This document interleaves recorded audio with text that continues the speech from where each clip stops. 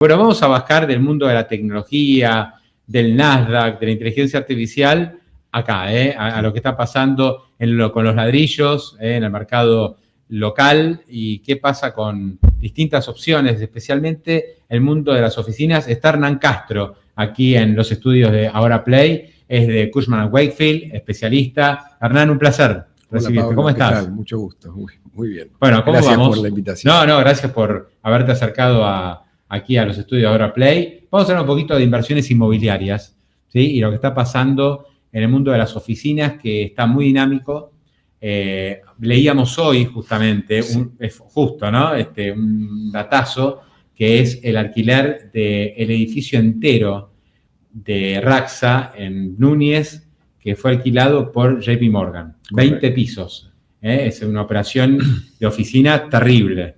¿Cómo lo evaluás eso?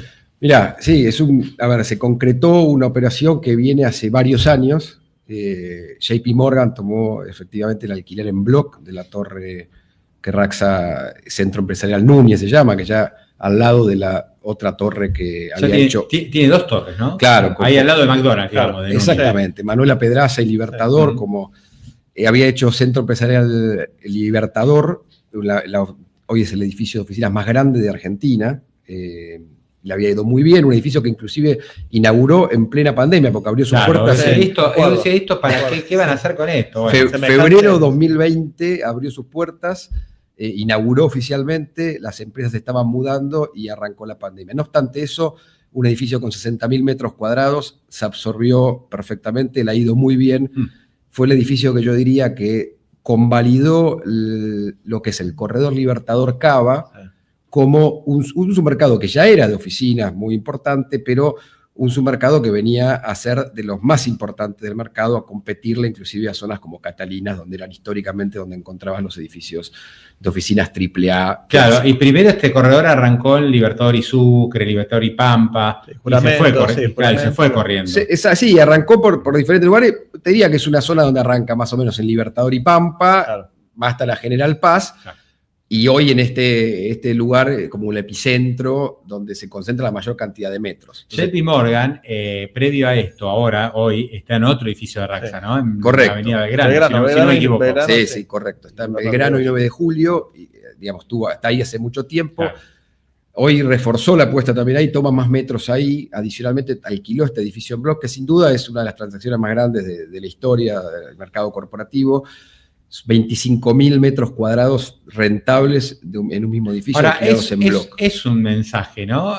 Primero es una apuesta de un banco internacional, después, si alquilan semejante cantidad de oficinas, es porque van a tener más gente.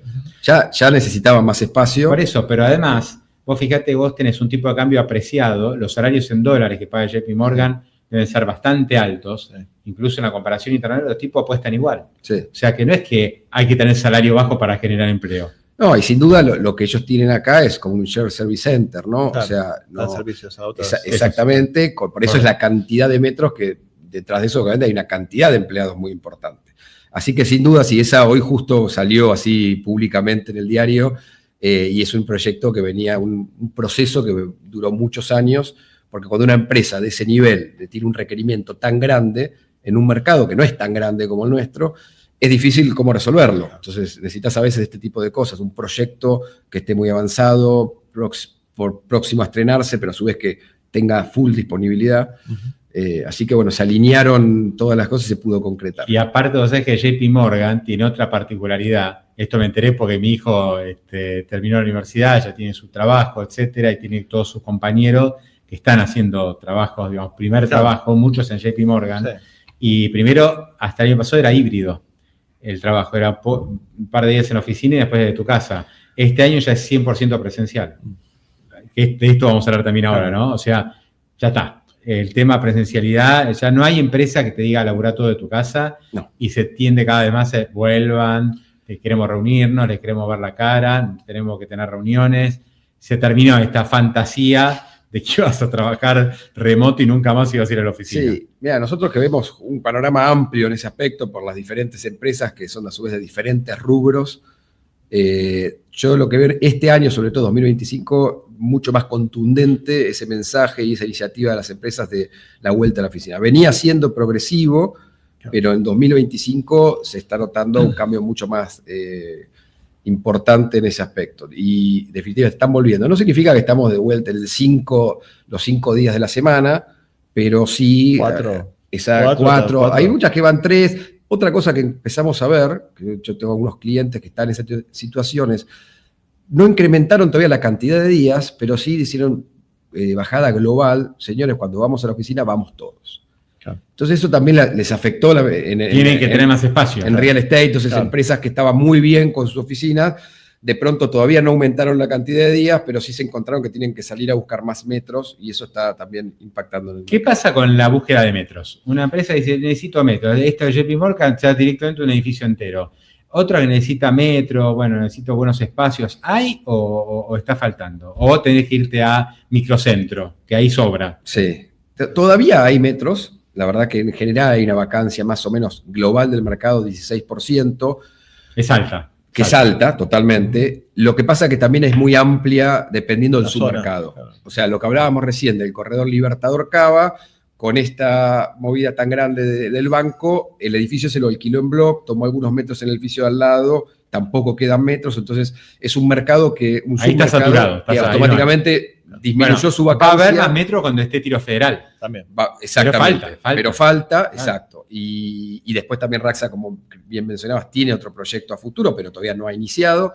En Catalina se está desarrollando una torre muy importante también en Alem Córdoba, pero va a estar disponible para segundo semestre de 2028. ¿Esa torre es de Raxa? No. Eso es Zafra quien está detrás. Ok, sí, tienes razón. Entonces ahí va a haber otra, que también es una torre que viene a seguir convalidando la zona de Catalina como un submercado. Catalina anda muy bien, muy cerquita de microcentros, es increíble. Totalmente. Catalina, en relación con lo que preguntás, tuvo una absorción muy importante en a fin del año pasado y lo que va de este año. Edificios importantes que tenían vacancia se han absorbido completamente. Siguen quedando metros, pero los mejores edificios ya no. Claro. Entonces, para responder la pregunta, sigue habiendo metros. Lo que empieza a pasar es que los mejores metros, y donde encontrabas buenas oportunidades, producto, precio, calidad, empezaron a absorberse. Entonces empieza a quedar ya una más segunda línea y otros submercados. Panamericana sigue teniendo muchos metros. Microcentro, como decías, vas a encontrar. Panamericana se construyó mucho. Claro. Se construyó mucho. Y al final del día, viste, entre el tránsito, general pasa los tiempos para llegar, no terminó siendo tan práctico. Totalmente. Lo que pasó es que, con lo que hablamos antes, consolidarse Libertador como un submercado ya con edificios muy grandes, con plantas muy grandes, a muchas empresas ya no necesitaban ir hasta las que estaban saliendo del centro y hasta la Panamericana. Encontraban en Capital una solución intermedia muy atractiva, con transporte público, con seguridad, con un entorno muy, digamos, completo, saliendo de Cava, del centro, digamos, quedándose dentro de Cava, pero no ir tan lejos como Panamericana. Eso es un poco lo que le afectó al corredor Panamericano. Otro tema que se menciona mucho cuando una empresa dice, bueno, me mudo, busco otro lugar. Te vas a Panamericana, por ahí el ejecutivo, el dueño, el gerente general vive cerca, está en un country en San Isidro. No tiene que estar hasta el centro. Pero lo que pasa es que después los empleados no viven ahí. No. ¿Viste? Entonces, por ahí el empleado se tiene que ir desde zona sur hasta la Panamericana. Es un despelote. Sí. Entonces, también tenés que ver dónde están tus empleados y cómo les facilitas la vida. Totalmente, por eso lo que hablamos, lugares dentro de los que no quieren estar en el centro pueden no estarlo porque por su negocio. Estar dentro de Capital sigue siendo muy importante. También afuera de Capital hay mayores impuestos. Eso a algunas empresas le impacta mucho. Está el caso, ustedes hablaron hace un ratito de Mercado Libre. Bueno, Mercado Libre es un muy buen caso que está principalmente todo dentro de Cava y sus principales oficinas en Saavedra, en el límite de Cava. O sea, es la competencia impositiva, ¿no? Que tanto habla el gobierno. Exactamente. Entonces, bueno, por eso sí, lo hablabas, Catalina sigue siendo la zona premium dentro del centro y sigue siendo convalidada. Muchas empresas, la verdad que siguen encontrando ahí una solución porque estás, como decís, puedes abastecer digamos, para tus empleados que vienen del sur, los que están en el centro y los que vienen del norte con la mejor conectividad de todo. ¿Microcentro qué onda? Empieza a haber movimiento, está bravo, ¿no? O sea, a la noche. Sí, a la noche está difícil. Sí. Después hay algunos locales gastronómicos que están andando bien. Está habiendo más consultas, me dicen, de oficinas, ¿viste? que la gente ya no va más, que quedaron el edificio abandonado, empieza a haber consultas por esas oficinas. Me imagino por un poco esto que estás contando. Ya no es tan fácil conseguir en otro lado y pagás un valor, digamos, respecto a Catalina, que estás a 5 cuadras, por ahí no sé cuánto menos, pero por la mitad o la tercera parte. Sí, exactamente. Hoy te digo, el caso real, oficina de microcentro, venta, $1.500 el metro. Te la tira por la cabeza. Claro, sí. Pasan dos cosas. También hay una diferencia en general de tipo de producto. En Catalina son ya torres generalmente, la mayoría clase A o triple A, o si no torres con más corporativas. En el microcentro hay algunos pocos edificios clase A, pero después también hay muchas cosas clase B, edificios más antiguos de menores prestaciones. Entonces también eso no solo es la location, digamos, la ubicación respecto a los servicios y esto del entorno, el tipo de producto, sino el tipo de producto. Exacto. Lo que pasó con la pandemia, que todavía se arrastra un poquito, hubo ese salto de calidad que aprovecharon algunas empresas para hacer respecto de, estoy por ahí en el microcentro, un edificio no tan clase A, y aprovecho que había más vacancia, más oportunidades, bajaron los precios y se mudaban a edificios clase A, algunas, por ejemplo, en Catalinas.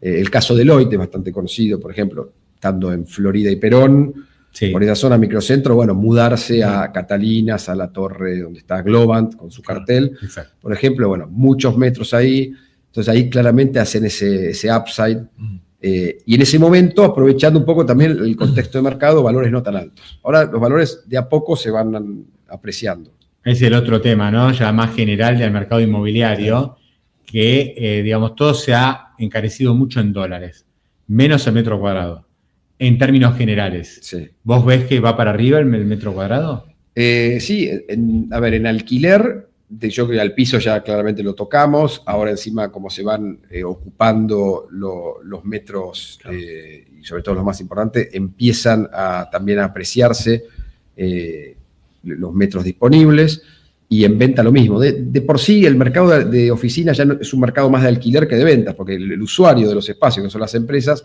en general alquilan, históricamente, salvo en la época del cepo, empresas con pesos atrapados que salían a comprar y resolver, cubrirse de la inflación.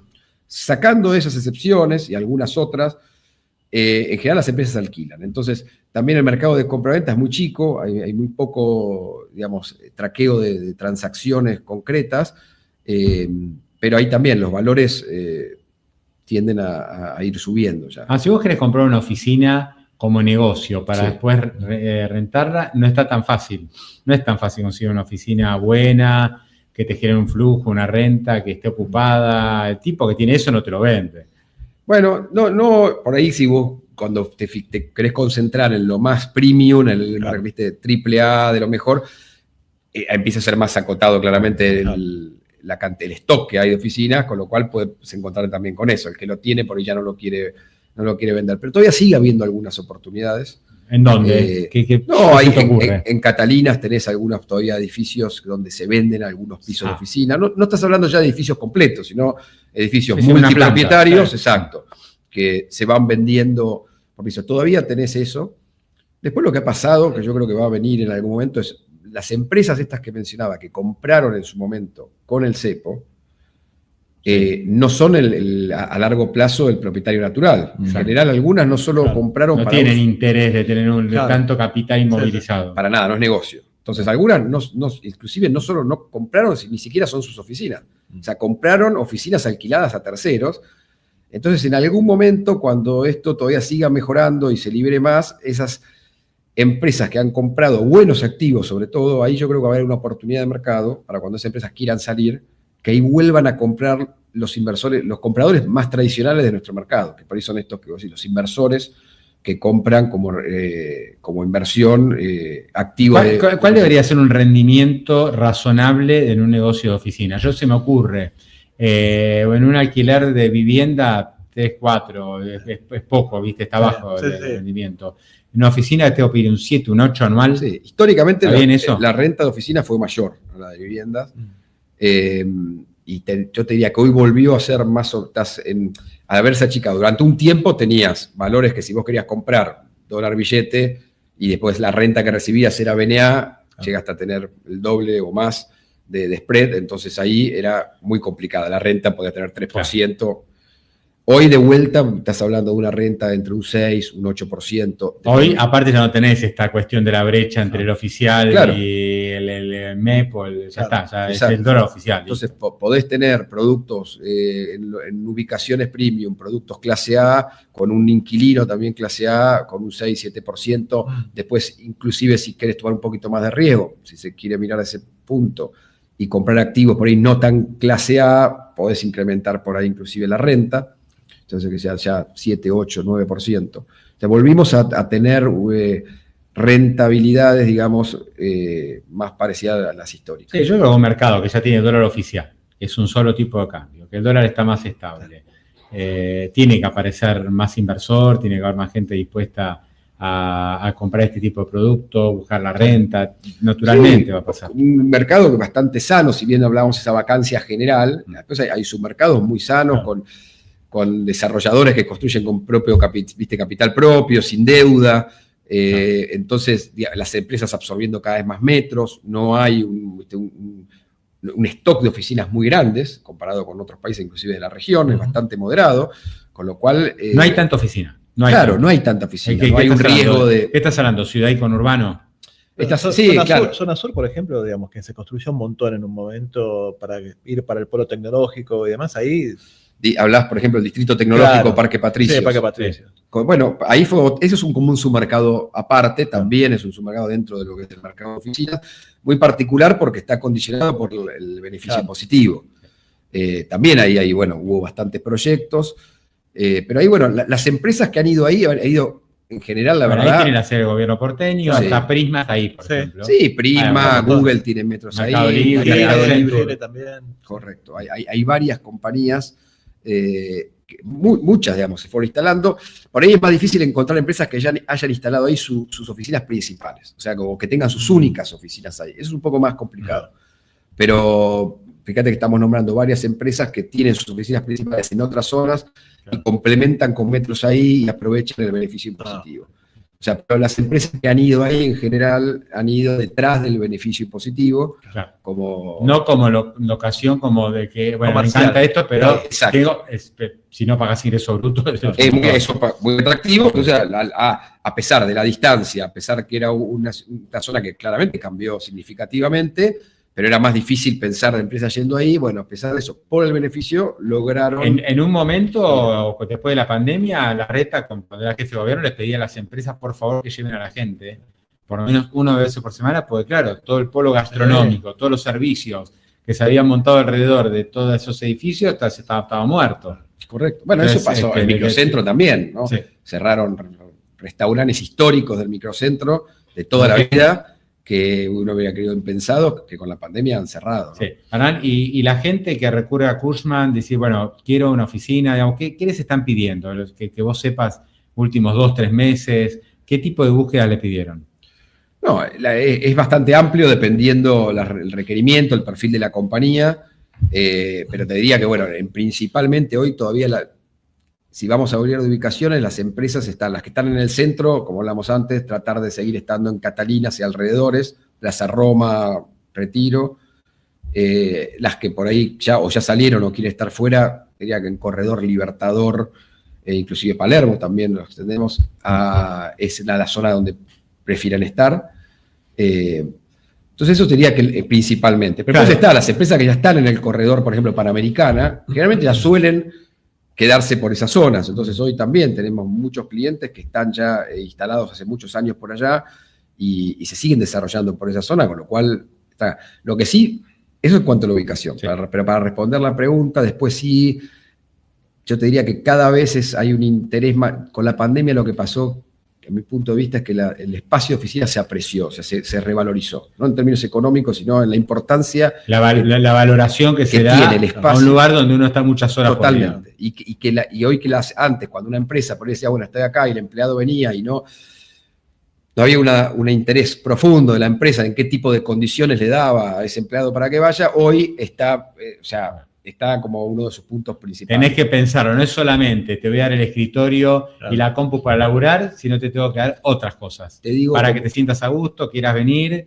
y despliegues tu creatividad. Total, un ejemplo de esto es notorio cómo los departamentos de recursos humanos se han involucrado en el proceso de lo que es una mudanza de una empresa y la toma de decisiones. Antes no, ni nada. Antes era la cabeza de la compañía, la parte financiera para ver los números, todo. Conocer la gente, ¿no? Lo que la gente espera de ese lugar. Hoy es otro actor fundamental dentro de la compañía, con quien uno tiene que interactuar, escuchar, ayudarlos para lo que es la búsqueda de una oficina, con la zona, el tipo de producto, qué características tiene ese espacio, no solo las propias del espacio de oficinas de cada inquilino, sino el edificio en general, si tiene servicios adicionales, amenities. Están dándole mucha importancia a eso, bueno, relacionado con lo otro, hay que tratar de ofrecerle mejor servicio a las empresas para que vayan también más a las oficinas. Correcto, era algo que no estaba en el radar antes, ¿no? Era, bueno, a ver, tengo tantos empleados, divido, tantos metros cuadrados, chau, uno al lado del otro, y terminó. Hoy el empleado iba a una entrevista y le decían, bueno, las oficinas son estas, y no había mucha más charla. Iba donde estaban y no. Hoy viste, preguntan dónde es, no solo con qué periodicidad o, digamos, del teletrabajo va a ser, cuántos días por semana, sino dónde están, qué le brindan comida, no, lugar para comer, algún otro servicio.